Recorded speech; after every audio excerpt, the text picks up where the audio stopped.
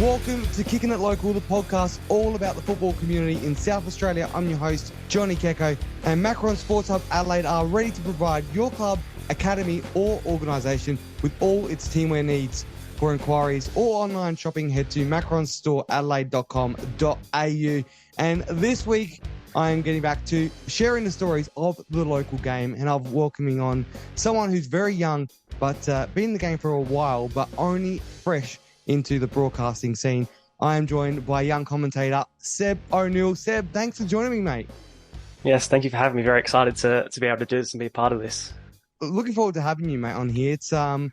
It's very interesting to chat with you because I consider myself fairly new to the commentary scene, but you've only been doing it for less than, well, not even 10 months yet, and you're only 17 years old, so you're 12 years younger than me, so you got a lot more on top of me. Unfortunately, I was a bit too late to the game, but mate, you've done an incredible job. I want to talk about how that came about of you getting into the commentary field, and also how you found the experience, because it can be a quite intimidating area to get in, putting yourself in front of people, meeting new people. And it's not only you meeting 100 people, you're jumping into a community of thousands who are very passionate to the game as well. And it's an opinions-based game. Everyone has their own opinion, and we're putting our opinion right there in front of everyone's faces. But I'm going to talk to you about that. But let's talk about football, because I think that's one thing that we have in common, is that love for the local game. How did it all begin for you, mate? Because you're only 17 years old. So for me, I have to try and think back to when I was 17. That's 12 years ago. But for you, you're right here in the moment now, so it's a bit easier for you to go back to the earlier days of your football life. How did you fall in love with this game? Yeah, well, pretty much my whole family's been involved. The only person that hasn't played in my immediate family is my mum. My dad still coaches. One of my sisters still plays. One of my sisters did play. My brother still plays amateurs, and I've played ever since I was 2 or 3 years old. Just constantly at the club ever since, and that's pretty much how it's come about, and just been sort of always been playing, always been involved in one way or another, just with the game. When you played football, do you always have an aspiration to take that further down the track and try and make a professional career out of it, or was it just a love for the game, just to go out there, play, and just you knew there's something out there that's different maybe? I always love playing. Of course, like whenever you're playing, your dream is to always, playing in a stadium in front of 100 people, play for your national team, play for a club. But even at my age, you get to a point where you're like, there's a point where you're just like, maybe I'm not going to get to that level. So you've got to find another aspect, which is what I found in commentating. So I can still play at a low amateur level, but still be involved at a high level with commentating and still feel a part of that semi-professional environment.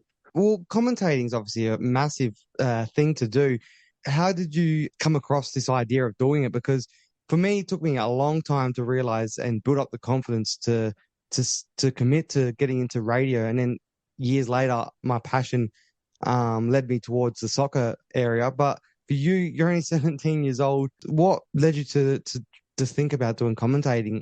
I've always thought that whatever dream job I'll be doing eventually be something in a creative space, something to do with media or TV or something. So it was more to find something in that specific area. So I would always like make little home videos with myself. I do music sometimes, just all those little creative. I'm not very good at like visual arts and like graphic design. I'm shocking, but anything to do with video or media, I really enjoy, and that's where I'm in my element. So I thought combining the two things that I enjoy doing and enjoy being involved in the most, with being like on TV and stuff and commentating in football, just really work well together. I just thought, it's probably the best avenue to try and get somewhere where I can still be involved in football without having to play and be committed to the fitness. Yeah, if anyone's seen me play, which I only played in year 8 and year 9 for school only, very rarely started. I always came off the bench, and the reason behind that. But it was shocking. But I had that passion. I still wanted to play, but I never got to. And now it's coming out in the commentary area. But it's a hard thing to do. I still, no matter what I do, there's always those nerves, always that anxiety that you always have getting in front of people. I always find it easier. The bigger the crowd, the easier it is for me. But now, not early days. But For you, have you always had that confidence? No, not really. I've always been a very close. I've always been very close to myself and not really too open with how I express me and my own personality and talking. I've never thought I've been a great public speaker. So it was even a surprise for me when I started doing this. I was like, once I started Twitter, I was like, yeah, I'm not half bad at this. Like, I can do this properly and sort of that. So it's never really been a something that I've thought would be perfect for me, but it's just ended up working out pretty well so far. What do you believe was the reasoning behind you being so shy as a kid? Um, Honestly, not very sure. I was just into my own very little niche things, like whether it was, I always seemed to hop about doing from things to things. Like I would, I liked video games. I mean, I still do, but like I really liked video games. Then I liked doing music. Then I got into doing like more specific music stuff like DJing and then guitar. And I keep on hopping about in between all these different things because I just need to keep myself distracted and find myself something new to do. And the same now, even with commentating, I've found that one thing, but this seems to be something that I can stick with and not just be like, Yeah. oh, I'm going to stop now because people rely on me now. I can't just stop doing this now. I know that it's a job that I can keep going with. Yeah, there's only two of us at once, or there's only about three of us at one stage. And now there's the whole heap of people, which is fantastic. You gave me a bit of a rest this year as well because I was doing it every week at one stage. I know what you mean because before I did this, I was doing a lot of different things. Now you're in football and you're commentating. Those moments, what was it like for you to reach out to Matt Mays? I'm assuming you reached out to him. What was that like for you to do that and make that move? It's interesting because what happened, I messaged the I didn't message Matt individually. I messaged the league's account on my birthday. So when I turned 17 on my birthday, I sent a message saying, "Hey, I'm interested. Something I think would be cool to do. And I think I'd be all right at it maybe." And then a couple of days later, got a message back, just said to send in a little example piece. So I think I was after round one. So I think I did 20 minutes of Adelaide United Youth versus South Adelaide, the game where they won 6-2. I commentated the first 20 minutes of that game and sent it over. Waited a couple of days, got impatient, then messaged, double messaged, and then got back saying, yeah, they were impressed, and if I wanted to come and watch, it was UN Antonis at Modbury versus Campbelltown one night to just have a look at see how a match of the round broadcast worked that I could. So I did that, and then pretty much all went from there. Yeah, I do remember hearing that first audio of you. You could hear the potential in you. So, and it's always different when you're jumping in blind like you did to that game and commentating from the outside and trying to sound normal and natural when it's not at the not at the game or doing the whole thing like a normal broadcast, especially for your first time. We've spoken a little bit off air how you were very shy, timid. You went through a few things in the early stages of during school and stuff like that.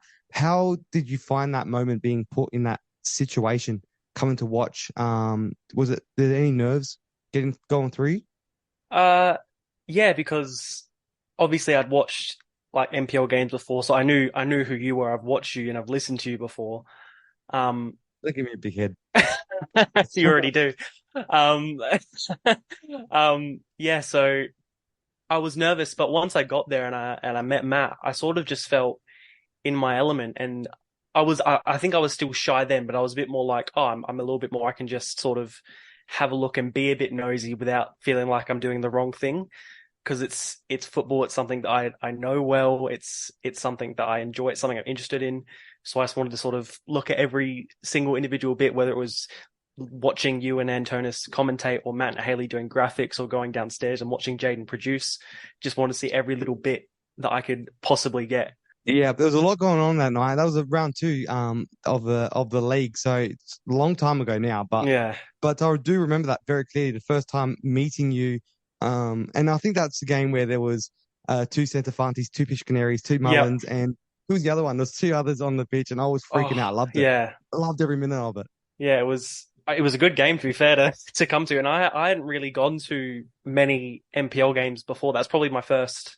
I wouldn't say my first ever NPL game because I think I probably watched my brother play an NPL game years and years ago, but it's probably the first one where I've actually watched and like watched the football. Whereas like when I was younger, you sort of like go to the games and you sort of go across and roll down the hill or play on the scoreboard or something as like a 5-year-old kid.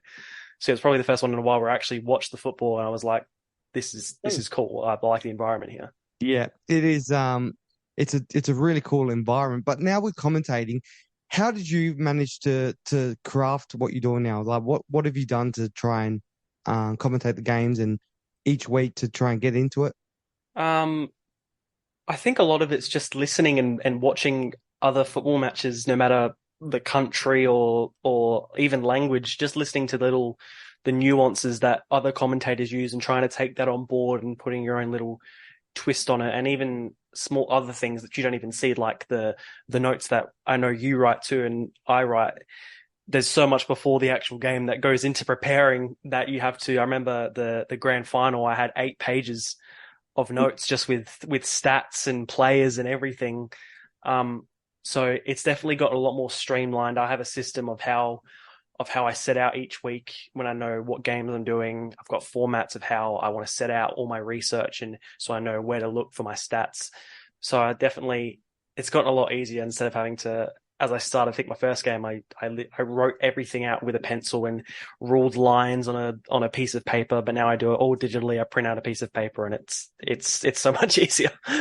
Well, see, I still do it. I still draw out the lines on my book in my little handbook that I've had for so many years now, and but it's still a lot of work, but I still do it Yeah. because it makes me get ready into the routine of it. And I always gotta, I don't know if you do the same, but you said you listen to games beforehand, but while I'm studying, if no one's at home, I'll chuck it on the TV and I'll chuck a game on in the background just so I can listen and be in the zone of hearing games, hearing the commentator's voice while I'm getting ready for my commentary game.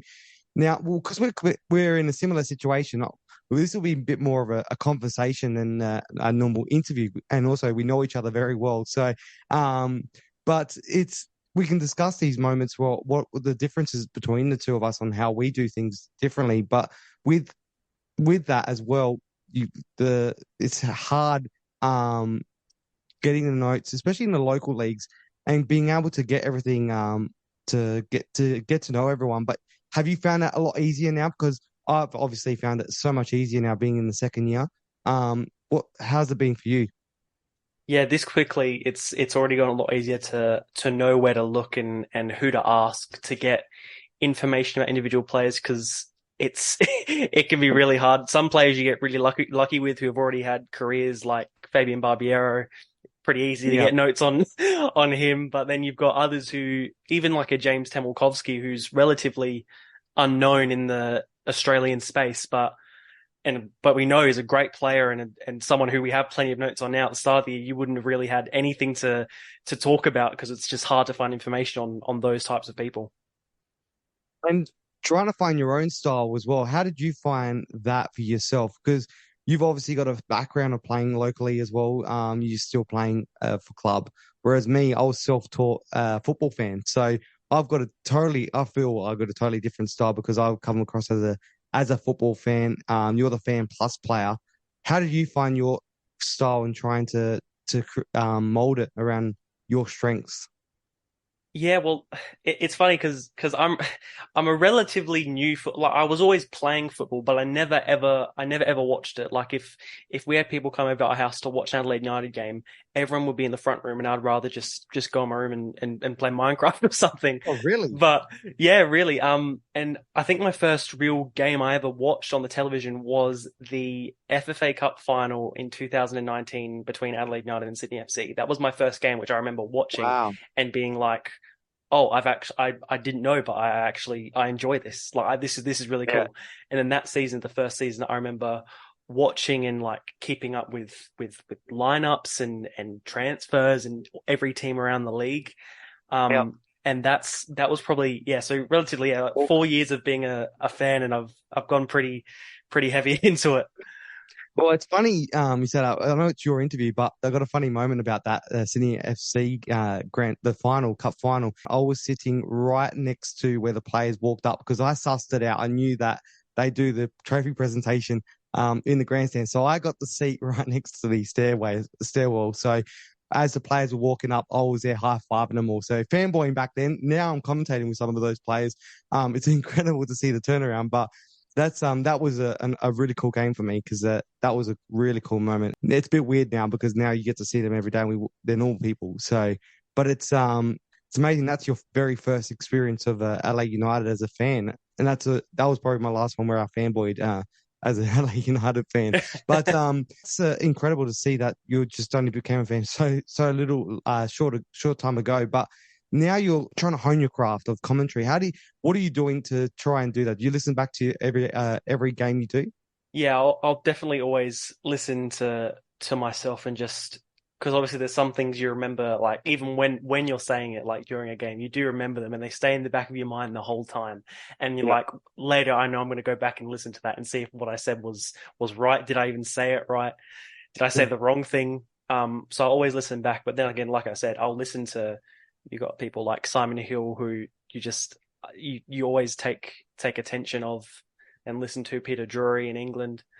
Um, yeah, it's just a lot of listening to others and just trying to see what works and what Yeah. people like and just sort of remembering that it's people aren't watching the football just to listen to us. They're watching the football for the football. We are there to just add to the whole spectacle and give it a bit more emotion. That's the one thing I Absolutely. always keep in my mind. Absolutely. They're not there for us, and we're just there to describe what's happening and give not give our opinion, but give our narrative to what the story is on the field. But the thing is, I was listening to a podcast on the weekend about commentary to get a bit of a gist of what others that are in the game overseas in England are talking about it. I thought I'd listen to some perspectives of commentary, and it's actually given me more confidence because we're all different. Everyone's very different in what we do. Now, I try to stay true to myself. How do you try to stay true to yourself? You're only 17. I got to keep remembering that in this interview because you're still got a very long time to go, and you're only very very young. But how do you try and do that for yourself? Have you spoken to anyone to try and help you in that area? Um, Not really, but like I just feel like whenever I do commentary, I do think I sometimes come off a bit too proper. Whereas like you know me, I'm not a very like formal person, but whenever I do commentary, I seem to go into like formal mode where I'm not like I don't really make too many jokes. So I feel like that's one thing like for me personally I should work on to be a bit more like you do it really well where it's like you when you commentate it is you know it's you because you're making puns and everything where it's I think I become a bit too proper and I don't show a bit enough of my own personality enough and try to make a joke every now and then. Yeah, well, I think that's not a bad thing either because we're all different. Some people might not like the styles that I do, Yeah. and I've got to live with that. And it's not easy, but for you coming in now, let's talk about when you're coming into this thing. What's some of the best memories you've had so far? Because it's easy to create moments very quickly, and with the amount of people we're meeting every week, is there some of the moments that stick out for you so far?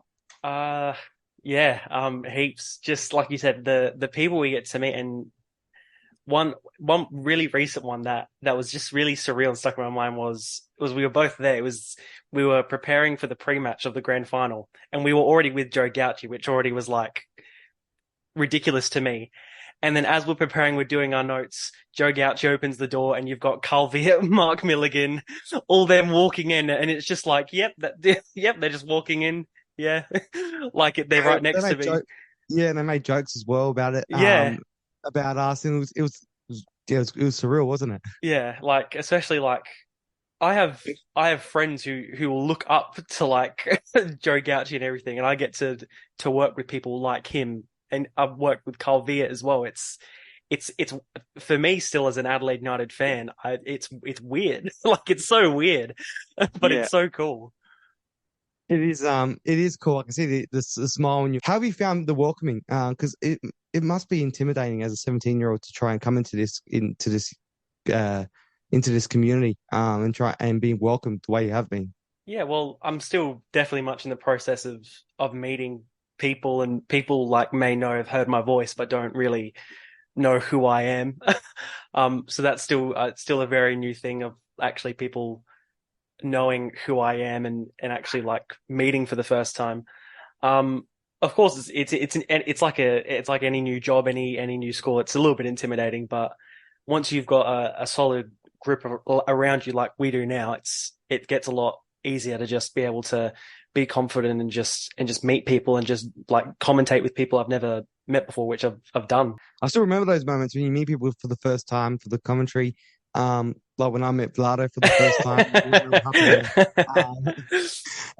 happy. It's some of those moments. I think it's great. I actually prefer the conversations I have with people now, knowing them, than the commentary. The commentary itself, I absolutely love, but it's those friendships you build and those relationships with people that I think is the best bit about it, and that helps me in my outside life as well. How have you found that creating those relationships with people as well?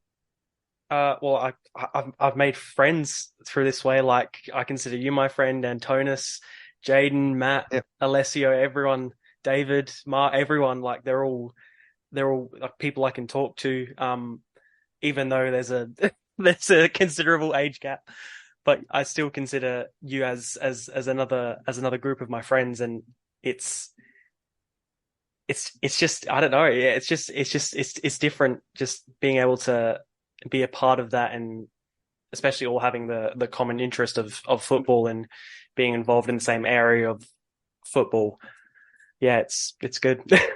Yeah, we're act like friends, but we banter like brothers sometimes in that group chat.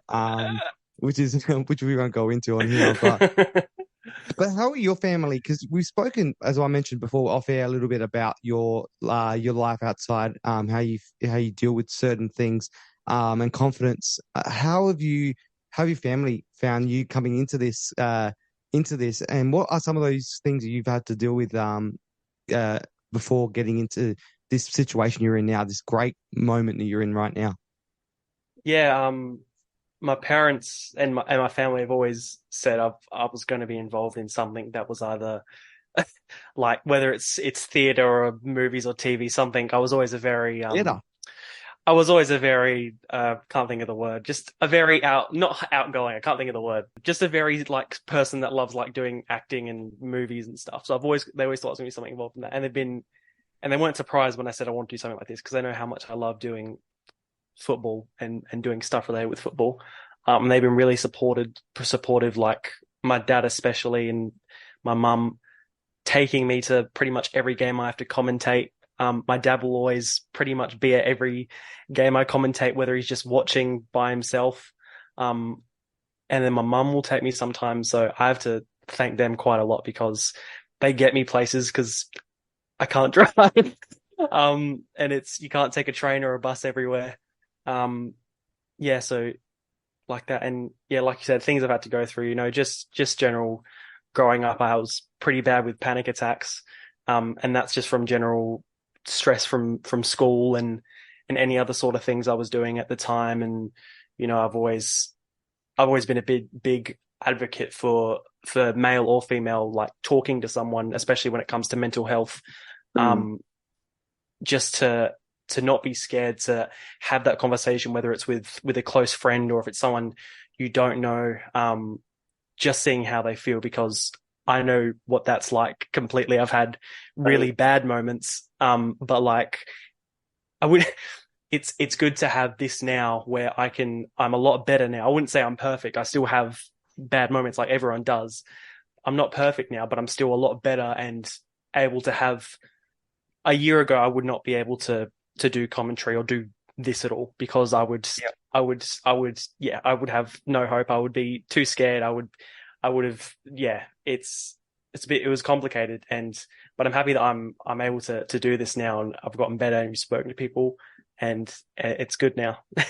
Yeah, well, that's good to see. And we've spoken, as we mentioned, a little bit about this beforehand, a while ago as well. But and I can relate to you as well. Around, I think it was around your age as well. Not as the same situation. It was something along the lines that I went through as well. That took a while to get through, and my confidence was very, very low. Didn't want to go to school camps or nothing. But went through it and ended up going to a year 11 camp because I needed some extra SACE points. But our school gave it to us if we went on camp. But that confidence wasn't there. And then eventually I came out of my shell, and I feel like you have done that similar thing.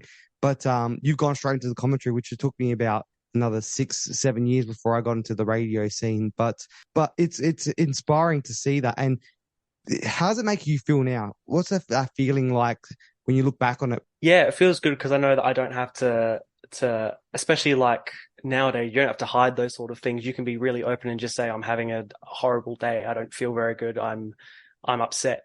And it's not, no one considers you to any less, and you can just have a normal chat with someone. So yeah, it just feels a whole lot better being able to just be open and have that conversation, no matter with who it is. And like I said, yeah, just especially with that brings a whole level of self-confidence, which I didn't used to have, to be able to do stuff like this and the commentating and any other sort of public stuff that I've had to do, emceeing or anything like that I've had to do. It's really helped being able to have the conversations and have other people give you feedback and telling you that you're doing a good job and they're enjoying what you like. Because that's my favorite thing. I love, not to sound big-headed, but I love having, I even like having bad feedback. I just like hearing what people think of how I'm doing, just because it helps me a lot. And even if people say that they don't like it, that's good. Just tell me why. Don't just say you don't like it. At least like give me a reason why. Yeah, I know exactly what you're saying. And in regards to the not liking it as well, I've had something it's a little bit similar. And but then I think to myself, I'm like, you're listening. That's all that matters. Yeah, absolutely. And especially here, it's better to have more people listening. I've always thought, like, another reason for me commentating is I always thought that more people will watch a game if they know it's not just going to be background noise. Like if you were to go on any streaming service and watch a game, and there was a game with commentary or a game without commentary, you're going to pick the game with commentary no matter the team most of the time. So that's why I think adding even more voices like me, you, Alessio, Mark, and everything as lead commentators adds to everything even more, because just having those voices and people you can recognize as the people associated with that is just such a good thing. Yeah, definitely. And when you do it as well, it's after the game. Sometimes you have those really good moments, but sometimes I sit in the car and I punch myself, like, it's until I get home, like, why did you do that? What, like, you shoot yourself down, but then you go back and you see a comment from someone and they make you feel good again. Or you just go and watch a game of football or something else and you switch off, and sometimes it is hard, but and then you feel good again. But and we do it all over again because it's something about it, isn't there? Absolutely, yeah. If I think I've had a bad game, I'll probably be a little bit frustrated and everything. People will try and reassure me, but obviously I'll just be a little bit stuck in my own head for a little bit, and then I'll get home, probably just play FIFA or something, and then probably watch it back and just relax a little bit and be like, it's all right, don't worry about it too much.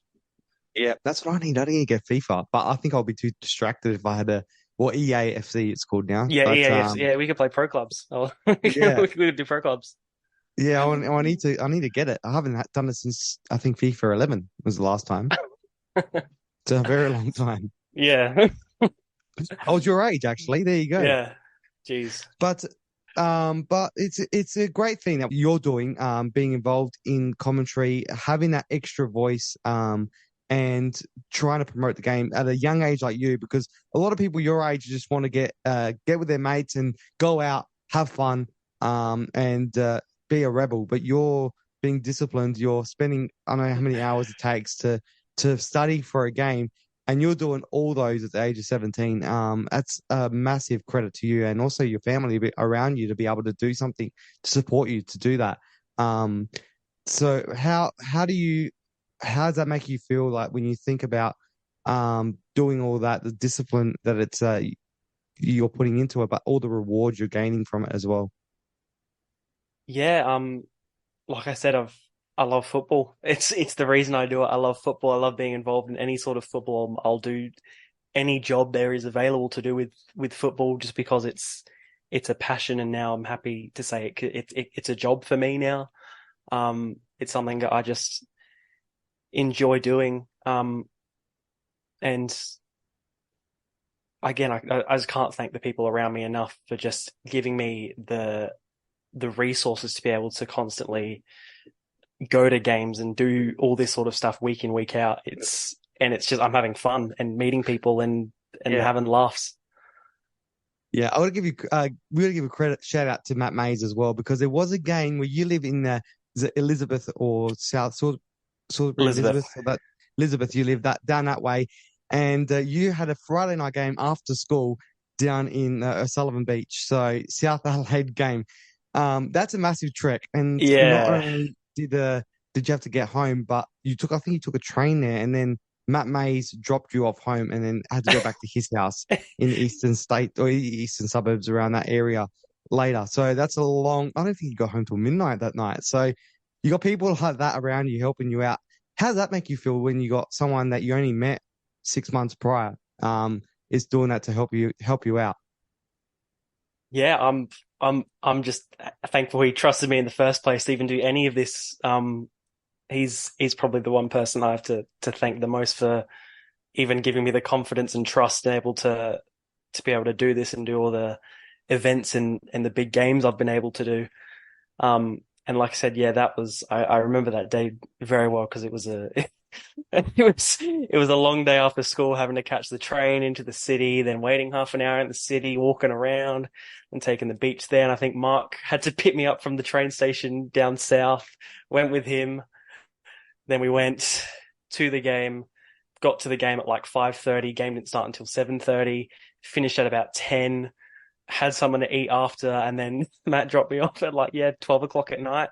And then I think I was commentating the next day because the day after that was West Adelaide versus Adelaide City. So I did that the next day as well. And then I think Adelaide United played the Central Coast the same night as well. So me and my dad both went down to West Beach and then from West Beach to the Adelaide United game. Then went home and then I was knackered. But mate, you're only young, so there's not too much we can talk about. But your life is very short at the moment. But there's a big career ahead of you. And I want to talk quickly before I let you go. There's what is something you're looking forward to doing in the future that is that what you're doing right now is probably helping you as a platform to get to. Something I mean, obviously something to do with football, but like you've got the national second division coming in, a lot more opportunities for games and commentating will come there. That's probably the next step, the next logical Yep. step, to do something like that and just get involved in even like doing an Australia Cup game for like Channel 10 would be amazing, a great experience and just doing more. I just want to do more. I'm always constantly wanting to do something and be involved with something. So I think that's sort of the next step is be able to just have a way that it's constantly, not constantly, but something that I can always have in the back and like I can do something to do with a football game that's coming up or something to do with general media or football to come up with. Well, there's always room for more football because we all love it, and the more that time goes on, the more content we want to consume. So, mate, well done to everything you're doing. It's been great to see the progression in that short period. I still remember clicking on the link and listening to your short reel of commentary that first time. But it's incredible to see how far you've come and the confidence as well from chatting to you in those early days to what you're doing now. You got to be proud of yourself, mate, because this is incredible to see what you're doing, and it's good to have more people in the game promoting the game at such a young age as well, fresh ideas as well, which is what is good. Yeah, I think that's something I always very much want to look for is definitely at looking to get the game towards more people of my age that might not be as involved or interested in the more of the media side rather than just watching the Premier League and just watching the games, being able to be involved in things such as the media side and being involved, just see the Premier League doing a lot. I think that's something that we need to do a lot better in Australia as a whole is getting more of like the 15 to, I mean, anywhere from like the 13 to 20-year-old age bracket to get more involved in just general football chat and media. Cause I think that's your next generation. You have those players looking up to the likes of Nestoria and Kunda and Garang Quol and all the others. And yeah, I think that's a big goal of mine is to be able to get more people my age involved in this sort of area and bring, like you said, fresh ideas, new ways to engage people and just get the game as big as possible. Absolutely, mate. Well, you're doing a good job to start with right now, and we'll keep it going because we're going to be you're going to be my competition one day. So nah, we'll be mates forever, which is good. And that's what I love about this game is we're always creating new friends and a great community we're building within the commentary area. But before I let you go, I've got to do the kicking it questions. And since you're underage, I've got to change the second one a little bit. But the first one is kicking it. Who would you love to kick it with on the park if you had the chance with anyone in the world? Oh, I've got three favorite players. It would either be Kevin De Bruyne, Gareth Bale, or Lionel Messi. Good choices, mate. Any reason behind those three? Kevin De Bruyne is just phenomenal. Definitely a player I look up to in my own, like me playing personally. Gareth Bale, just incredible player. Have a soft spot for Wales due to the team I support.